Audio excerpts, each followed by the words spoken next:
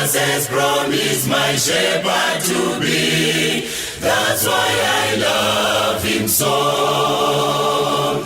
And to thy children he said, come to me.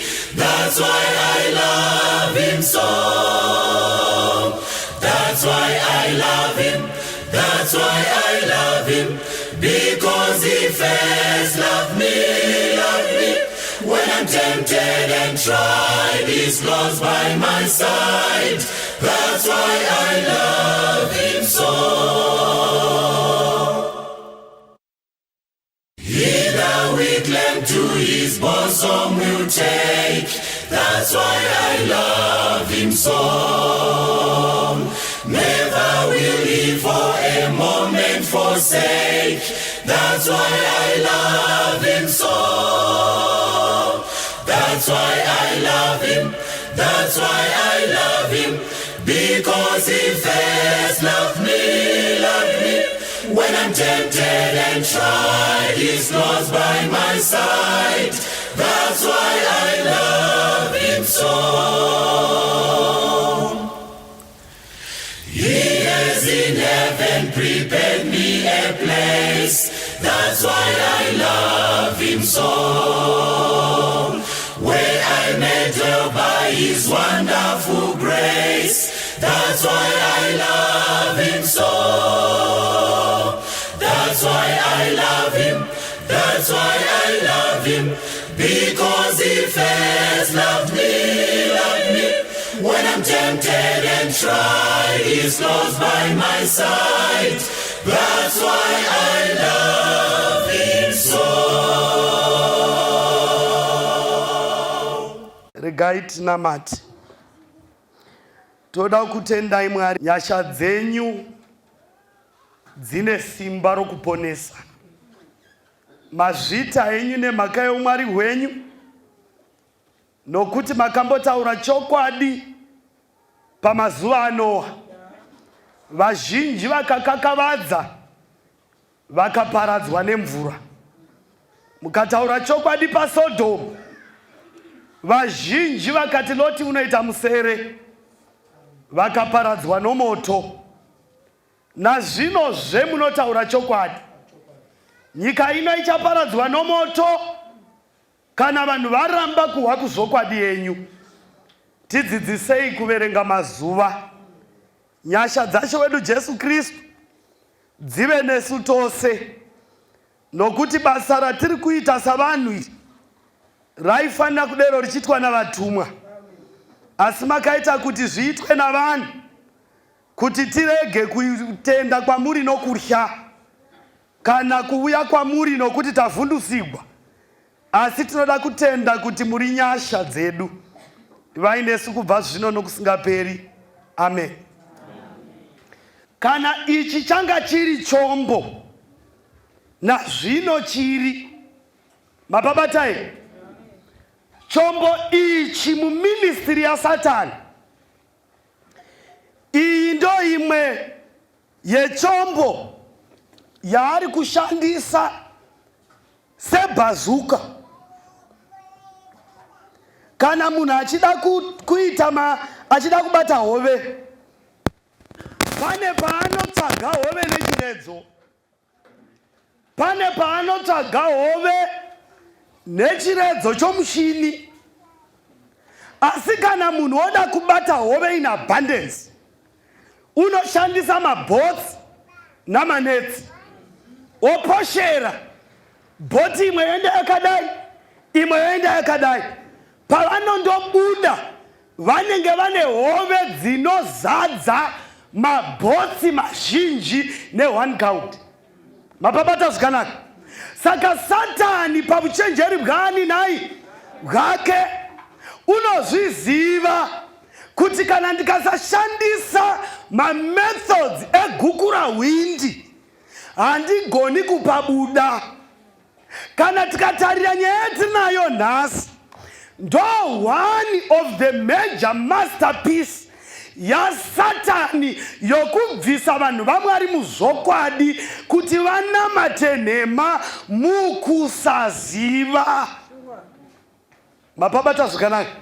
Ukaverenga imwe komendari yebhaibheri inoti ignorance is a sin. Mapabata here, kuti hauzivi will never justify you. Amapabata sei,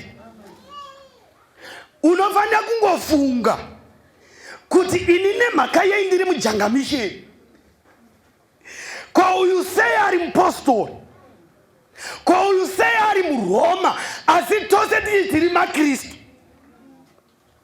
uye sei tichivengana, machechi hawirirana. Mapabata zvakanaka. Saka kana wangofunga kudero, unofanira kutsvaka evidence yokuti chakaita kuti tisiyane ini nomusendi Kristu nemuzioni wokwaEnginas chii. Isu tichiti tinonamata kuna Mwari mumwe.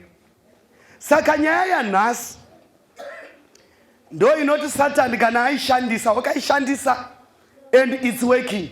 Mapawisai ndo iri kumutorera gurumandira ravanhu vazhinji.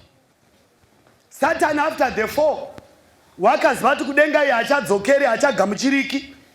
Ndobva oti ini manje handiti ndoita titi for tati, ndoenda kuhumanity, ndovakonzeresa kunamata nenzira dzisiridzo.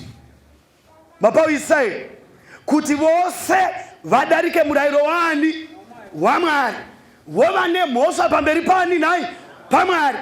Unfortunately, Satan unodefendiwa navanhu vari innocent.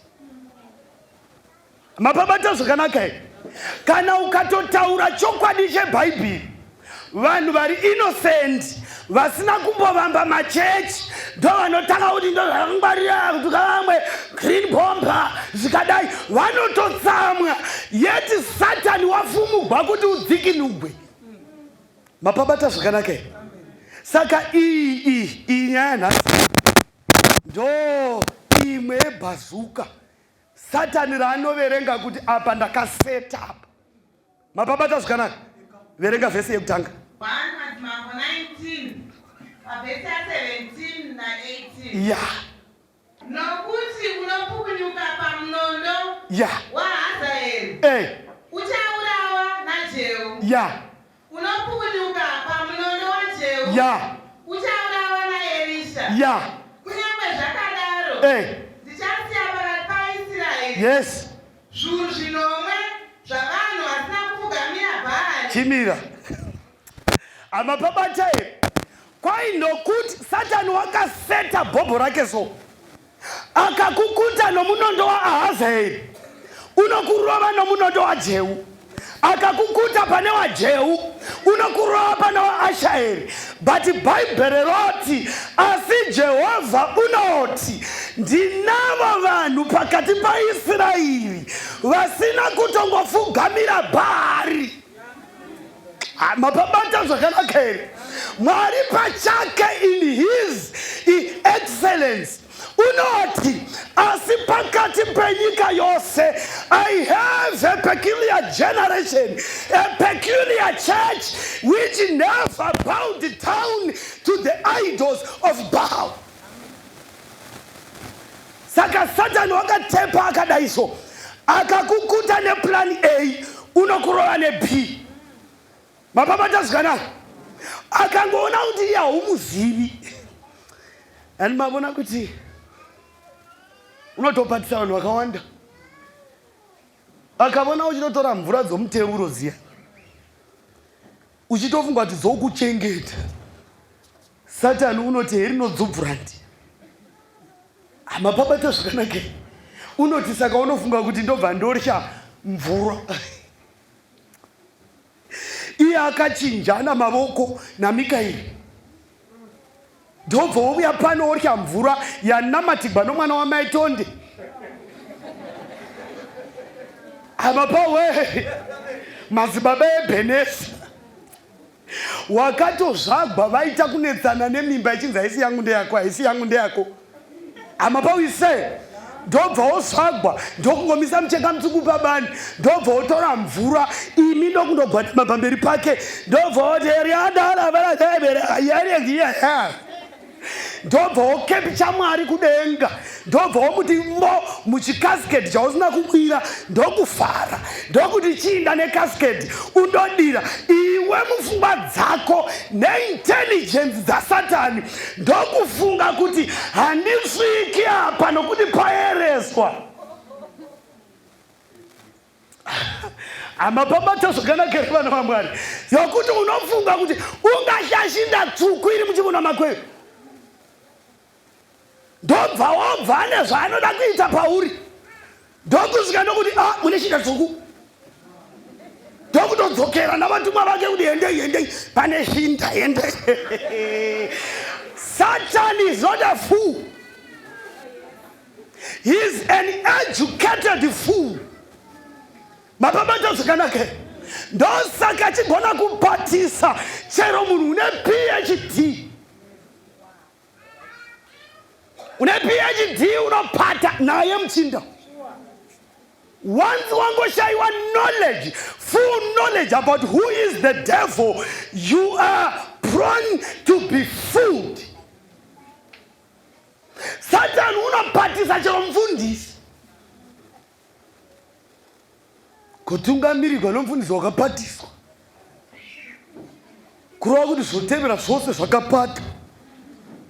Amapabata zvakanaka yaiva tsika yaJesu kuti kana oda kutsvaga vanhu vanofanira kumubatira ende intelligence dzaMwari. Ndapa vhesi inotevera shamani, ndapa vhesi inotevera 1 Makorinde 1 ya pavhesi ya 21. Nokuti nouchenjeri hwaMwari nyika nouchenjeri hwayo zvaisina kuziva Mwari, Mwari wakaparwa nazvo kuti vanotenda avaponese neupenzi hwekuparidza. Haleluya. Mapabata zvakanaka kwai nokuti nomuchenjeri hwaMwari nyikavo nemuchenjeri hwayo zvaisina kuhwisisa Mwari. Mwari wakamona zvakanaka kuti vose vachaponeswa vaponeswe nemupenzi hwokuparidza. Amapabata zvakanaka vanhu vanofungidzira kuti vanhu vachaponeswa nemanainai neminana. Bhaibheri rinoti chinhu chichabvisa vanhu muzvivi kuvaisa mukuponeswa kuti vakwane vave whole before their savior imhari idzo. Maziwa ere munongoti pamangoiwa ngende kwai uri paiti wauruka akazonyongoka wangati nyoka wena amapawe koto saka totendapo. Mapabata zvakanaka unaitwa a fool na Satani. Mapabata zvakanaka nokuti vhangeri yomushe inofanira kuparidzwa kuti kuguma kusvike. Even evil they are not safe. Vamwe vacho havasi kutoziva kuti they are under attack yeauthority yemweya yezvina. Mwari ngavatibetsere. Mapabata here vana vaMwari. Kuva muKristu hakusi kuva dofo. Ende intelligence dzokuponeswa Mwari hanei nedzidzo dzomunhu. Wisdom yevhangeri raMwari inopuwa chero grade 2 ikaandastenda, but une PhD achipusiswa naSatani. Zvikakudii pavhesi inotevera Matthew chapter 22 pavhesi 29. Jesu akapindura akati kwavari, marashika nokusadziva magwaro kana simba raMwari. Haleluya. Chinorasha vanhu vaMwari chii? Bhaibheri rati chinorasha munhu kuti anamatiswe zvisirizvo inyaya yokusaziva Bhaibheri. What if Satan akatosvika akatoti Bhaibheri munya? Ndokutoti vamwe vakomana ndavovamba chechi hakuna Bhaibheri ikoko. Motoda tiriverengi mui. Chinonzi munya chii? Munya chikafu chatarya manheru ano tosiya tozochirya mangwana. Hapana munhu wakakwana waya usingazivi chaakadya zuro manheru. Saka kana vakati bhaibheri munya, chiti Habhakuku 2 verse 1 inoti kudii? Because wavamunya. Akasaziva mubvunze kuti Zakaria chapter 14 verse 18 inoti chiri? Unofanira kunge ane full knowledge of the Bible. Ukamubvunza kuti zvakazarurwa chapter 14 verse 6 inoti kudii? Unofanira kuti ipapo ndakaona mutumwa achibhururuka pakati pedenge akabata ivhangeri isingaperi kuti aiparidzire vanogara panyika nevanhu vose nendudzi dzose nendimi dzose. Akati nenzwi guru, itai Mwari mumurumbidze, namatai iye wakasika denga nenyika negungwa nematsime emvura. Wati ipapo ndakaona mutumwa wechipiri achitevera akati, rawa rawa Babylon, guta guru mai vemhombwe rakamwisa marudzi enyika, waini yokutsama kwoupombwe bwaro. Wati ipapo ndakaona mutumwa wechitatu akatevera akadanidzira akati, kana munhu akanamata chikaha kana kugamuchira chiratidzo chezita pauma kana paruoko gorudyi, iyeye uchamwa waini yokutsama kwaMwari yakadigwa mumukombe wehasha dzaMwari. Uchatambudzwa pamberi pegwayana nepamberi pavatumwa vatsvene nemoto wesulferi. Amababa zvakanaka. Saka ugoni kuti bhaibheri munya usingazivi kana vhesi imwe. That's a lie. Jesu paakasungana naSatani murenje, Satani unoti kwakanyogwa uchinzi chinja chingwa uye.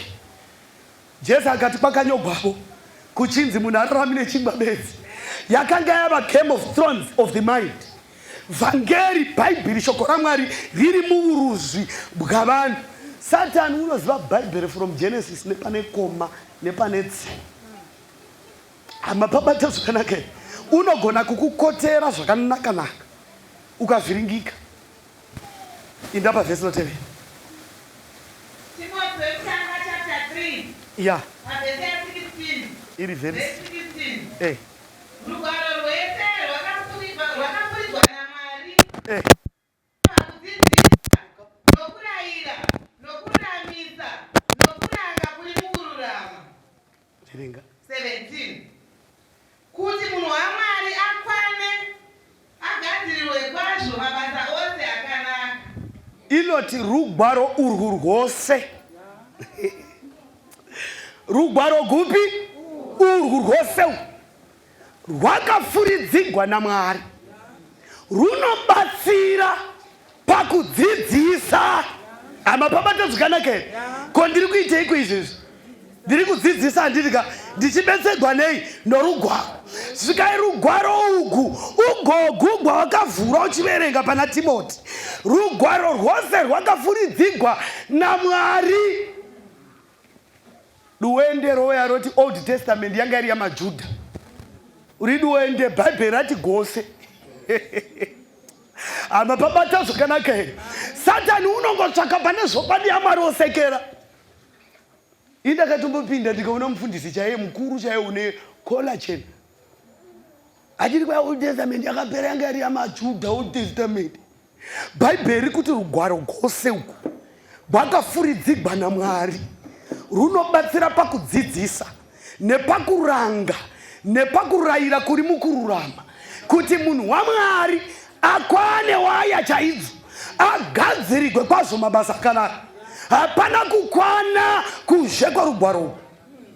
Saka unokwana chete kana washandisa rugwaro. Zvikai kudii? Varoma chapter 15. Pavhesi ya 4 kusvika na 6. Yeah. Nekuti zvese zvakanyorwa kare. Uri kutaura apa ndiani?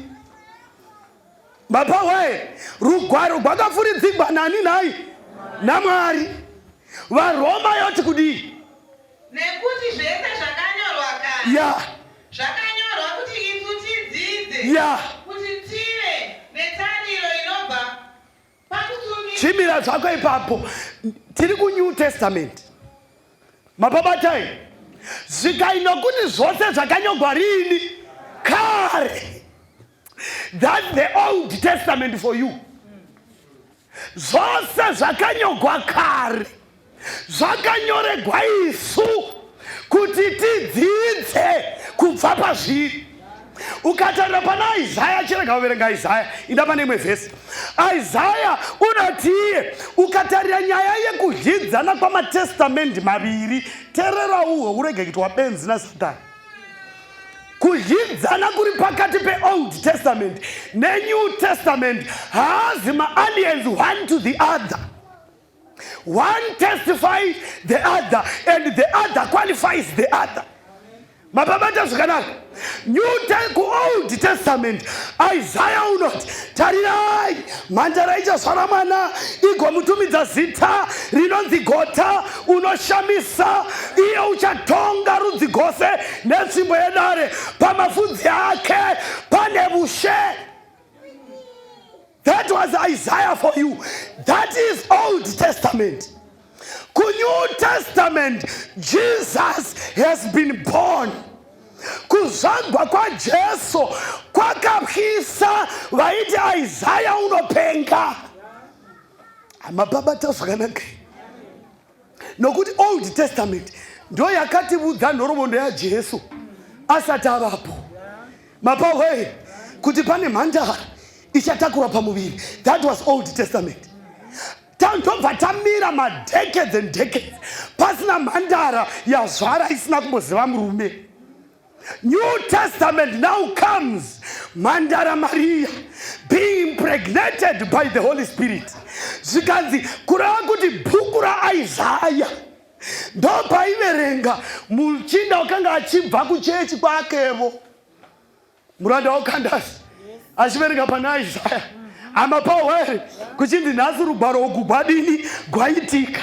Mapawe Isaya gokuberekwa kwaJesu wakaprofitwa naIsaiah ku-Old Testament. Saka Old Testament is valid because of the New Testament. Dai Jesu asina kuberekwa tingadai takati Old Testament was useless. But Old Testament ndo yaitendeka kuna Mesia unovuya. Saka kusvika kwa Mesia kwaiva kukompleta the truthfulness of the Old Testament. Saka de Jesu asina kuvuya, Isaiah taimuti unenema. We understand Jesus better because of the Old Testament. Saka ukawanzi Old Testament yanga iri yamaJudha wasongana na Satani pachake straight. Nditi ya Bruce. Nokuti pane zvisingadikami ku-Old Testament naSatani. Mapawe verenga vhesi note. Matthew chapter 15 verse 9. Yeah. Asi vanotinamata pasina vachidzidzisa dzidziso ine mirayiro yavanhu. As long as madzidzisa dzidziso iri mirayiro yavanhu pakunamata, Bhaibheri rinoti munondinamata pasina. Saka tofanira kuvhunza kuti why muchipinda nechishanu tipei vhesi iri mubhaibheri. Unofanira ukangoti chete nokuti Mozisi zvakaitika ka madzibaba ka pavakafamba soka vachibva kudai ndobva vapenyegwa nemutuma, so ndobva vavudza kuti isusu tiri vechishanu. Wasongana neSerafimu. Mapabata zvakanaka. Hazvinei neminana ingaitwa. But as long as wasongana nemunhu une evidence dzavanhu asina evidence dzeshoko raMwari, that's the devil in a sheep. Wakapfeka nguo yegwai. Verenga. Verse 14. Yeah. Varegerei mapofu anotungamirira mapofu. Yeah. Zvinokana bofu richitungamirira bofu. Zvikaika chitoisiya manya. Zvikaikana munhu achitenda kudzidziso dzavanhu dzisiri dzaMwari, pazasi ndobva ponzi varegei. Chero vakakakavara regai zvakadini? Zvakadero. Mapofu anotungamirira mamwe mapofu. Zvino kana bofu rikatungamirira rimwe, ose ari maviri anowira mugomba. And multitudes and multitudes of people, Christians, vachawira mugomba as long as they are stubborn to the truth. Zvikai kudipa vhesi notevera. Matthew Matthew chapter 6, verse 22. Yeah. Iziso. Yeah. Ziso kana ziso lako rakanaka muviri wako wese. Wakavheneke. Yes. Asi kana ziso lako rakaipa muviri wako wose uchava nerima. Zvino kana chiedza chiri mauri riri rima. Rima iro iguru. Mapawa here mwenje womuviri chi iziso. Zvino kana ziso rako rakaipa muviri wose rava rima. Zvino kana rima riri mauri chiri chocho unoti ndo chiedza. Saka rima rari mauri iguru sei. Mwenje wechechi utungamiriri. Zvino kana utungamiriri hwaitwa a fool by the devil, ndiani uchatungamirira vamwe? Zvozoreva ndezvekuti chechi yose rava rima nokuda kweziso riri rima. Verenga. Malachi chapter 2 verse 7. Yeah. Nekuti miromo yemuprista inofanira kuchengeta zivo. Yeah. Vanhu vanofanira kubvunza murayiro pamuromo wake. Mapabata here nokuti pamuromo womuprista kurati mutungamiriri wekereke ndo panofanira kuchengetwa ruzivo. Vanhu vanofanira kubvunza zivo pamuromo womufundisi kana bhishopi. Zvino kana mufundisi asingazivi kupanduka kwadhiabhrosi, ko muchagopuwa ruzivo rwaMwari guchibvepi iye pachake yo leader richitova rima? Verenga vhesi notevera. Efeso chapter 2 verse 8. Nekuti makaponeswa nenyasha. Yeah. Nekutenda. Yeah. Izvo zvisingabvi kwamuri. Yes. Chichipo chaMwari. Chimira ipapo. Satan haendi kure nevhesi. Mapawa kana achida kuita a fool haendi kure nevhesi. Sezvaakangoita mugadheni, waizviziva kuti pane kakurambidzwa kwoumwe muti. Mapabatai. And achitozviziva kuti wakarambidzwa ndoupi. Saka kuti asaenda kure neknowledge yomukadzi, wakamuti ndizvo here kuti makaemisa zhamiti yose. Asi iye waizviziva kuti wakanzi basa zvaiwani ende waitoziva pauri nokuti ndoupi. Saka unotamba namahwi mumukanwa kuti iwe upindure. Bhaibheri panapa ndobva roti kuna Romans, nokuti makaponeswa nenyasha nokutenda. Mapabata zvikanaka. Satan ndobva kuti chitovhara ibhuku. Takaponeswa nenyasha tichararama pamurayiro. Hatichachengeti murayiro. Takaponeswa nenyasha. Muri pauisei chii chinonzi nyasha? Mapabatai ndombonofana kudzokera nomufundisi. Nai mufundisi chinonzi nyasha chi? Grace. Mapauisei kuitigwa nyasha kuhwigwa tsitsi. Mapabata zvikanaka. Saka munhu unoda nyasha, unoda kuitigwa nyasha, unenge aitei, unenge atadza. Handiti here? Saka kana atadza unoda nyasha kuti aregeregwe. Mapabata zvikanaka here? Saka kana kukanzi makaponeswa nenyasha izvokwadi, takanga tose Bhaibheri rinoti nokuti vanhu vose vakatadza vakasasvika pakugwinya kwaMwari. Tiri muchiuno chaAdhamu, we sinned humanity yose. Ndo zvakatevera Jesu kuti arembere pamuchinjikwa kudzikinura humanity pakufa kusingaperi, kuti titange patsva kuita reconnect with our Savior through kurarama nokumunamata mumweya nemuzvokwadi. Saka nyasha dzakaratidzwa pamuchinjikwa ndedzedu tose. Pane vanhu tu, uyu uri mumota, uri kumanya mukadzi une pamuviri wotopona. Asi pane vetrafiki vakasimudza chimushini chinodetecta speed. Iye uri kufamba ari mu 240 pari kunzi 80 kilometers per meter per hour. Mapauisei wondoti mfi vakomana vatrafiki vamumisa, woti vakomana pakaipa tarirai kubhuti, tarirai zviri kusure kwangu izvi.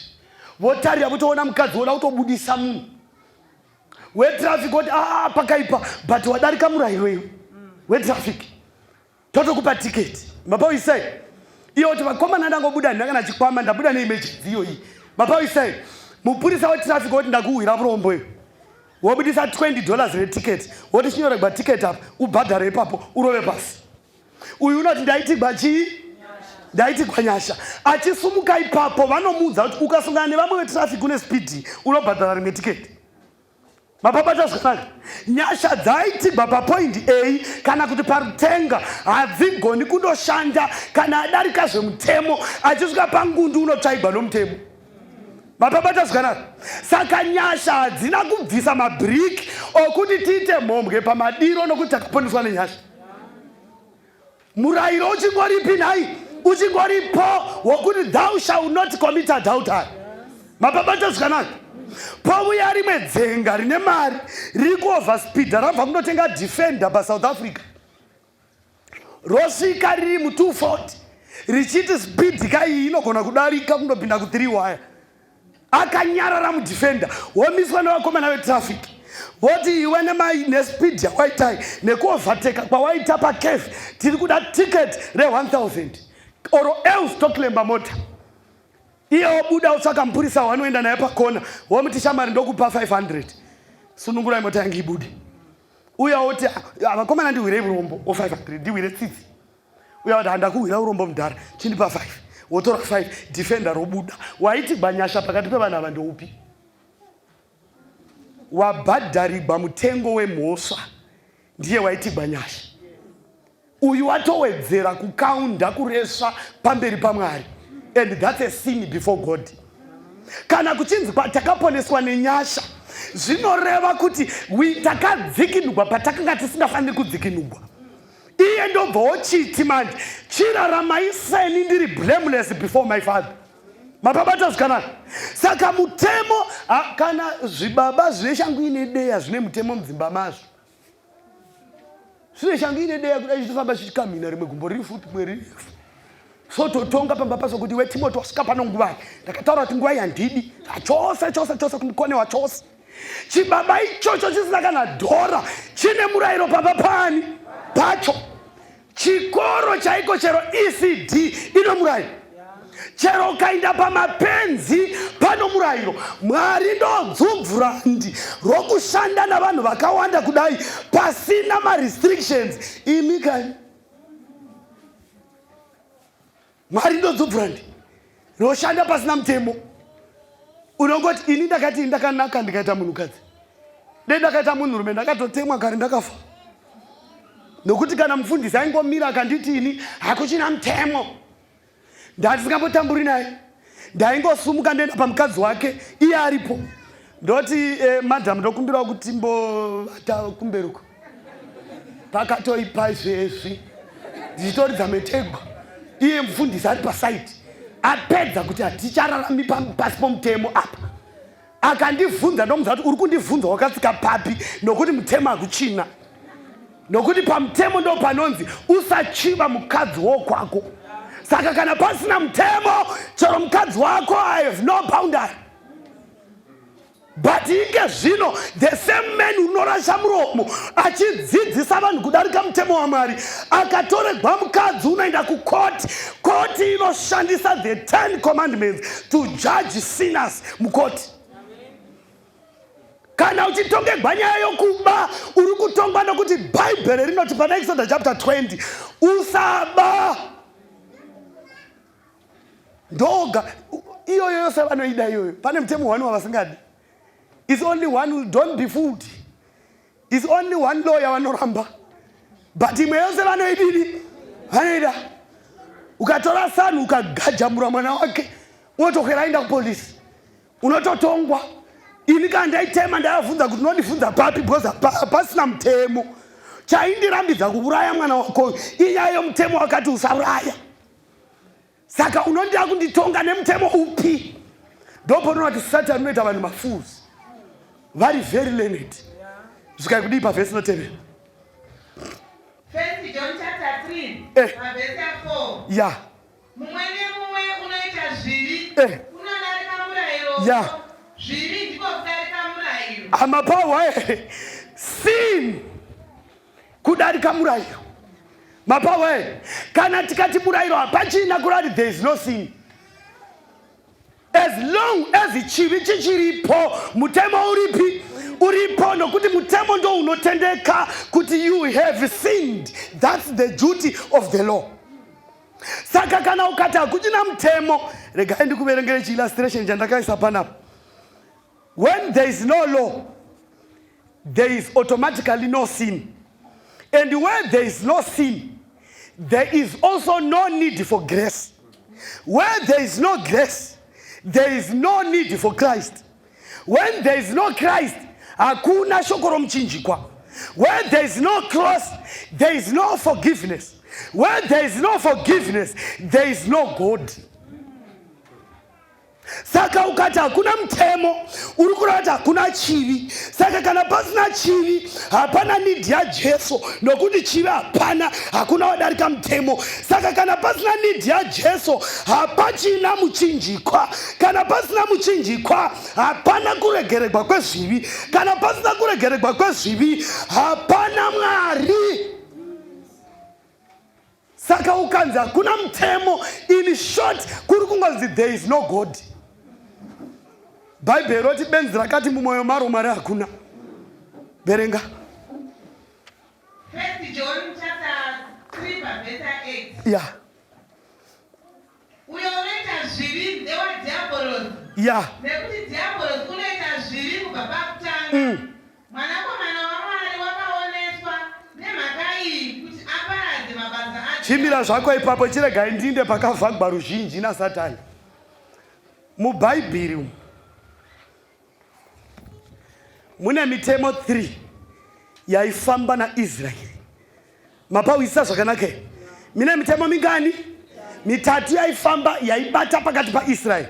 Mutemo wokutanga unonzi the law of civil laws. Mapawa civil laws ndo mirayiro yakanga ine chekuita namaperembudzi, kuti kana munhu akaita maperembudzi unofana kubviswa pakati perudzi aiswe kuzhe. Those were the civil laws dzekwaIsrael. Civil laws anonyogwa nani? Civil laws anonyogwa namacitizens enyika iyoyo.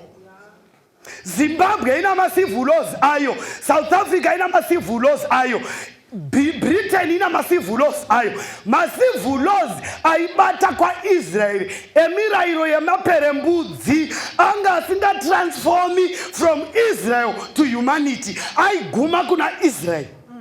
Mapabata zganaka. Murayiro wechipiri uri muBhaibheri.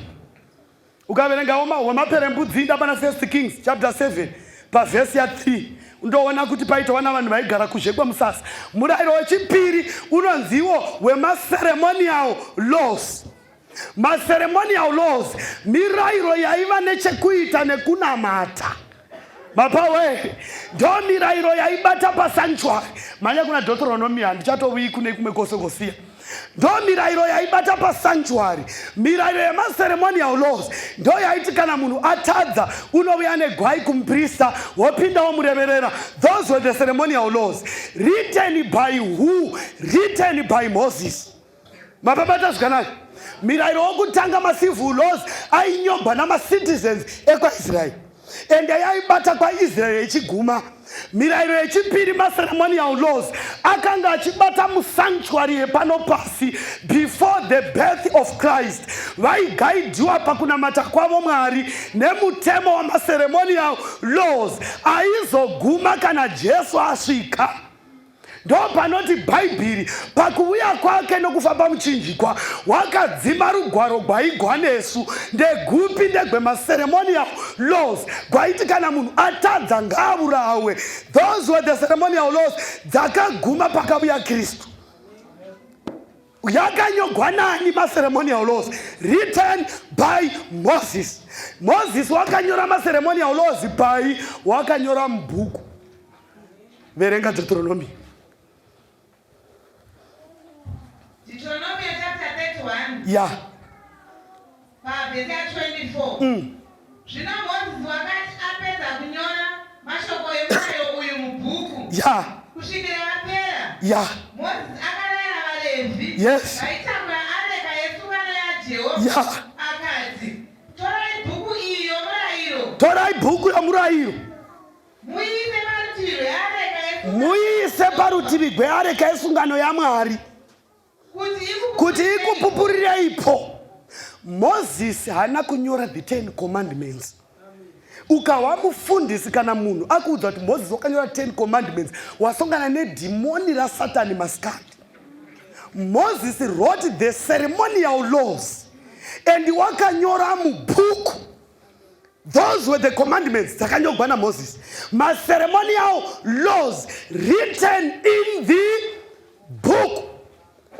Poita murayiro wechitatu. Murayiro wechitatu ndo unonziwa moral laws. Moral laws written by God himself on top of the 2 tables of stones. Mapabata zvikanaka. Tabata here mirayiro iyi. Nokuti Satani unondozvambarara pazvinhu izvozvi ukaitwa dzubvurandi. Murayiro wokutanga civil laws written by the citizens of Israel. Uchiguma kuna Israel. Murayiro wechipiri ceremonial laws written by Moses in the book uchiguma pakuuya kwaKristu. Murayiro wetatu moral laws which are the character of God. Kana uchida kuziva character yangu, ndibvunze my do's and don'ts. Kana uchida kuziva character yomurume wako, ask him zvaanoda nezvasingadi. Then you know your husband and wongwarira kusamutsamwisa. 10 commandments are the character of God himself. Ndosaka akanyora on top of a stone, pamusoro pedombo, kuti zvigare nokusingaperi. It is only a fool who violated the law of God. Agoti yakapera chararami nemitemo inegumi. 10 commandments are the character of God written for humanity. And Satan unozviziva. Saka paanongova vhesi yati wakadzima rugwaro, hachatauri kuti gwaMozisi. Wototi 10 commandments. Verenga. Exodus chapter 31. Toda watu wakanyora 10 commandments ndia. Yes. Yeah. Yes. Yeah. Hallelujah. Inapanero tebe. 10 commandments written on top of the 2 tables of the stones. Written by God himself. Usatamba nechakanyogwa naMwari. Zvimwe zvose waifemera achitendera kuti vanhu vanyore. Bhaibheri rakanyogwa navanhu vakasiyana. Vakatora 6,000 years kuti vapedze kurikomplete. Vachinyora vamwe varimi, vamwe mabhiridha, vamwe vaprofesa, vamwe vachifemegwa kusvika rapera kunyogwa. But when it comes to the 10 commandments, God himself wrote the 10 commandments. Usatamba nechinhu chashandisirwa chigumwe chaMwari. Ukaverenga Bible commentary, read not when he was writing the 10 commandments, he wrote it with a bleeding finger. Wakanyora with the sacrifice of his own blood. Achikwenga bweso kuti kuti umwe munhu agonga buya wati amina nokuvara verenga. Exodus chapter 24 verse 12. Yeah. Jehovha akati kuna Moses. Indati yokunyora kwaMwari. Ndati iverengwe vhesi dzakati nokuti Bhaibheri rinoti tsvagai pabhuku yaJehovha murave. Hapana chimwe chezvinhu izvi chichawanikwa, chichashayiwa shamwari yacho. Ukaona vhesi yauri kududzira isina reference dzemamwe mavhesi anotenda zvawareva, chiverenga. Zvino Jehovha akati kuna Moses. Yeah. Kwira kwandiri muno mugomo. Kwira mugomo. Ugarepo. Moses wakangofira kukwira mugomo. Satani akati nani Moses wakwira mugomo. Havavonika kuti wanyora ndiani. Uye varungu vakati, if you need to hide things from Africans, just put it on a paper. Unogara naruso bepa naruso. Baba we say, and Satan knows this what vanhu havaverengi. Kungomirira kuti mufundisi ati mirayiro yakanyogwa naMozisi ka 10 commandments ka. Maparents manje anodzokera kumirayiro iyoyo. Moses wrote the ceremonial laws. Mababataire. And wakanyora mubhuku. 10 commandments written by God. Saka Moses chaakangoita wakanzwira mugomo ndiMwari. Zvikai kudi. Ndichakupa mawendefa amabwe. Ndoda kukupa mawendefa amabwe. Ane murayiro. Nomurau wandanyora. Kuti udzidzise vanhu. Any leader who is from God will always teach God's people to keep the commandments. But a leader led by seraphims, fallen seraphims, will teach people to disobey God by not listening to the 10 commandments. Amen. Zvikandanyora murayiro uadzidzise zvikakudi. Deuteronomy chapter 9 yeah. verse 10. Uyu ndi Moses. Nokuti apo ungataura ndiMwari apo. Toda kuti Moses areve zvokwadi kana ariye wakanyora atibudze. Kana asiye areve. Zvikai kudi. Zvino Jehovha akandipa mawendefa maviri. This is Moses. Amapawere. Mawaere vaya vanoti Moses ndiye wakanyora mitemo negumi. Zvikaina Moses, zvino Jehovha wakandipa mawendefa maviri amabwe. Unati kudi Moses? Akanga akanyorwa nomunhu waMwari. Hallelujah. Amen. Pamusoro pawo pakanga pakanyorwa mashoko ose. Yes. Akanga ataurwa kwamuri naJehovha. Chimira enda pavhesi inotevera. Moses testifies that he did not write the 10 commandments. Zvika zvino Moses wakati Jehovha wakandipa mawendefa maviri akanga akanyogwa nechigumwe chaMwari. Amapabata ire zvakanaka. 10 commandments aziwo anonzi akarovegwa pamuchinjikwa. Those were the ceremonial laws. Dzaiti kana munhu atadza ngaapondewe afe atakwe namabwe. Ndosaka nhasi uchidi ukatadza wapedza upongwe unopfeka bhuruku rigotokukwira ugotozvara zipi nebhandi ugoinda. Kare vaiti kana munhu adero batai muurayi. Then Christ came and put the mercy seat upon the law yakanga ine hasha. Hallelujah to Jesus. Ndobvoti kana munhu atadza unamukana wokudzoka kwandiri oti zvachiuya aititaurirani kunyangwe zvivi zvako zvachekwa somucheka mutsvuku ini ndichazvichenura. No more condemnation of sins and killing a person. Kana atadza une mukana wokusongana nemhari dzoatendeuke ndomuregerera. Mapabata zvakanaka. Saka Moses did not write the 10 commandments. Even him testifies. Indai pano inotevera. Exodus chapter 32 yeah. verse 15. Moses akatendeuka akaburuka pagomo. Yeah. Namawendefa maviri. Yeah. Achipupurira muruoko rwake. Mawendefa akanga akanyorwa nhii dzose. Akanga akanyorwa seri neseri. Yes. Inda pana Deuteronomy 10 ndinarete this one. Pana 32 Moses wauya namabwe haya maviri achindoburuka. Wadiki vana Aroni vakati tu vanhu vonamata chitombi. Amuri paise Moses ndokuwahasha. Ndobva ukanga moto wakabata mabwe ndokurovera pasi. Ndobva mutemo waMwari wadini wakanyika. Muri paise here Mwari ndobva kuti Moses, I don't joke when it comes to my law. Chiwai pana Deuteronomy chapter 10 kuti Mwari unoti kudii kuna Moses. Deuteronomy chapter 10 verse 1. Yeah.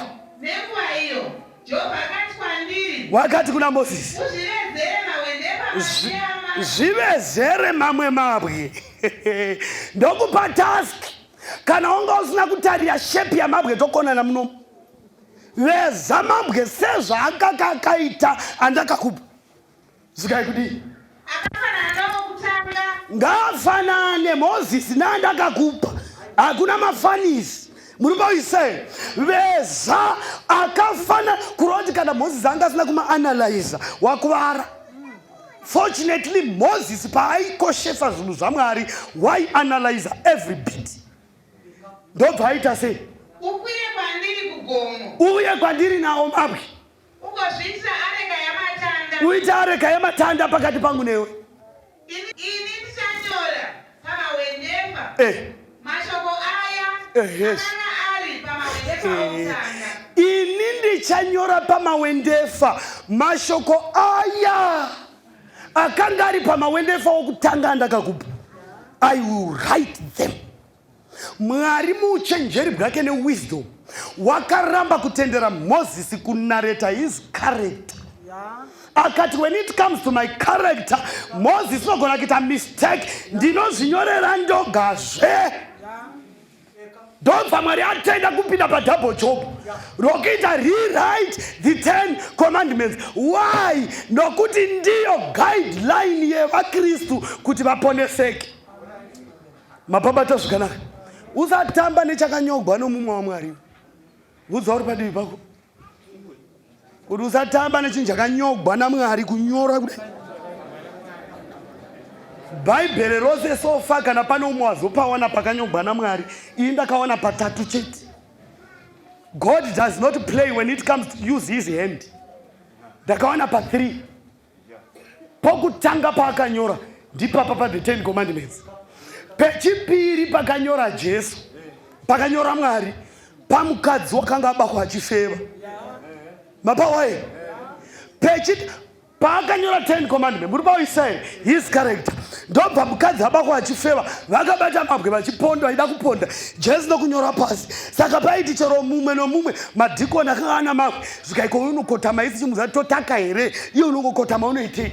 Dhikoni cherume ndobva vandotarira kure, ndobva vaona kuti cherume ndomusi wakatadza ukadai. Cherume akati saka nguva yose ndozvakanganyora, ndobva otsvetabwe ndokubuda napahwindo. Umwe ndobva ati ko cherume unotizeiko panyogweiko, ndokundotarira. Ndobva vaona madzibaba Thomas musi wakati akati saka nguva yose ndozvazvinyogwa, ndobva otsvetabwe ndokubuda.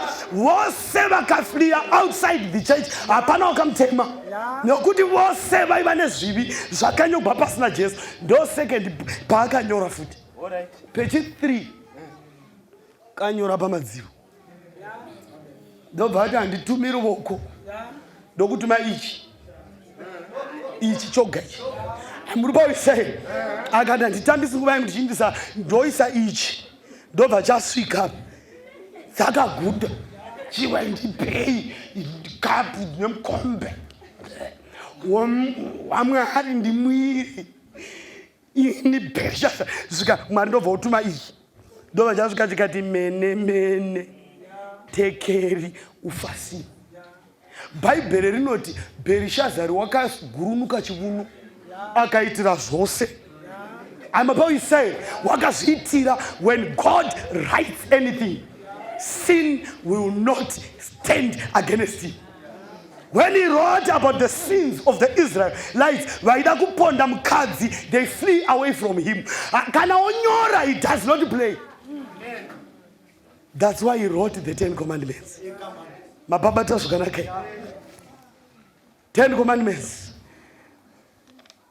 In the regai tichipedzera pana. Mababata zvakanaka. 10 commandments were written by God himself. Zvichitevera zvekare. But panapa 10 commandments were written by God himself. Aina kunyogwa navanhu. And that's the character of God. Toda kunamata. Pano uda kuti namate tose. Unoti tenzi ndibatsirei. When the truth comes, let me grab it with ndisati ndanonoka. Vane munamato uyoyo vasimuke tinamate. Mwari ndibatsirei kana chokwadi chagogodza pamoyo chasvika pandiri, nditenderei kuchibatisisa ndisina kunonoka. Vasimuke tinamate. Ane munamato uyoyo tisimuke tive nenguva yekunamata. Mwari ndiye unotibatsira, ndiye unotibvisa murufu, hatibviswi navanhu. Basa iri ringadai richiitwa nengirozi navatumwa, asi Mwari wakazvirega achitya kuti vanhu vanovhunduka voteverera zvinhu nemhaka yekurya. Asi Mwari wenyasha kana anzwa inzwi raMwari chirega kuomesa moyo. But pari zvino panhasi inda uchitenda kuti 10 commandments are still valid. Ndosaka varume vachidzinga mukadzi waita upombwe, nokuti mutemo unoti usaita upombwe. Mwari ngavatiitire zvakanaka, regai tinamate. Kuna Baba vedu vari kudenga namuponesi wedu Kristu Jesu nokuwadzana kwomweya mutsvene, toda kutendai mukati mamadekwana ano. Mazvita enyu tamira netsoka dzenyu isu vatadzi. tamira netsoka dzedu pamberi penyu tinokudedera. Moyo mumwe nomumwe unoda kuponeswa. Asi dzidziso dzaSatani dzinofana kuitwa uproot from our minds. Kuti tigone kugamuchira zvokwadi yeshoko renyu. Batsirai hama dzedu neshamwari dziri muno. Batsirai kunyangwe neni ndataura. Handizi immune to sin. Satani haagoni kundirega nemhaka yekuti tichiri panyika. Tibatsirei kumira nesu nokutigwira panguva dzakafanira nedzisakafanira. Vari mukati medzimba tovaisa mukati mamavoko enyu. Naivo vaitireivo nyasha kuti neshoko ravachahwa neravakawa rivabatsire tigone kumira sehondo huru iri kurutivi gwenyu Mwari. Mazvita enyu mukati mamanheru ano nema dzaSatani dzokuti mitemo ine 10 yakanyogwa naMozisi yaiswa pachena takateerera. Mozisi wakanyora mirayiro mubhuku, haana kunyora pamusoro pebwe. Paakaputsa murayiro Mwari makamuti dzoka namabwe akafanana neandakupa, and I will rewrite the 10 commandments. Hamuna kutendera munhu kurileta yo character, but imi makazvinyora nokutsanangura character yenyu. Chivaine zarirai mazera ose takamira, vadiki navakuru, vana mai nana baba, vana mbuya nana sekuru, tiwanirevo nyasha mukati menyika ino. Apo vhangeri renhema rasimudzwa naSatani sepabani redhura, tsvagai vana Abhedhiniko nana Shadhireki vachamira naMwari wokusingaperi. Nyasha dzenyu dzive nesu kubva zvino nokusingaperi. Amen. Baba ndouya kwamuri, hakuna umwezve kutimbanisi yandega ondinoyendepi. Ndodahira iye zvino Jesu wandifira, ropa rakera parara kuchenesa ini. Mwana wenyu ndomdawira, ndinzwe simba renyu. Zvidiso zvangu zvazadzwa mune ino nguva. Ndodahira iye zvino Jesu wandifira, ropa rakera parara kuchenesa ini. Muvambiwe rudawiro ndotarisa imwi, ndogashira chipo chenyu ndiponeswe nacho. Ndodahira iye zvino Jesu wandifira, ropa rakera parara kuchenesa ini. Ndodahira iye zvino Jesu wandifira, ropa rakera parara kuchenesa ini.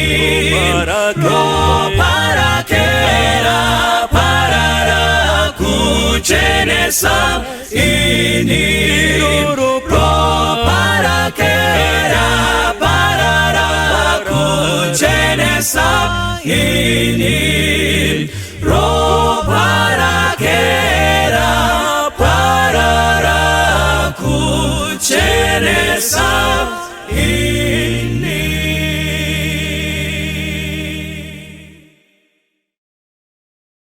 Inzwa izwi remufudzi kunze kugwenga redima, ari kudaidza wari dzakarasika kokure.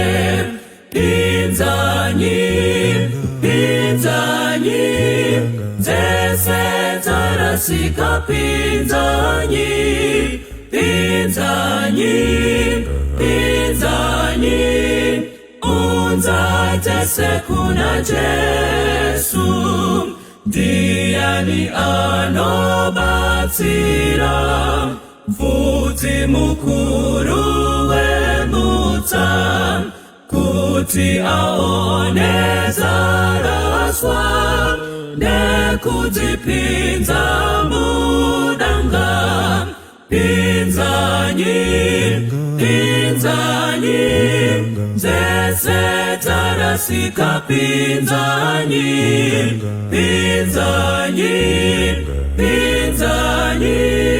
unzatese kuna Jesu inzwanyi ziri kuchema ugomoguru kugwenga tenzi anoti kunesu endanyi kuchaka tangu pinzanyi zese zarasika pinzanyi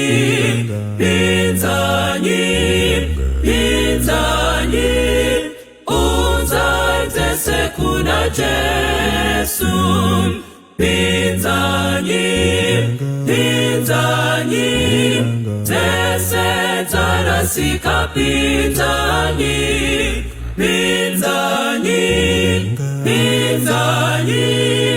unzatese kuna Jesu.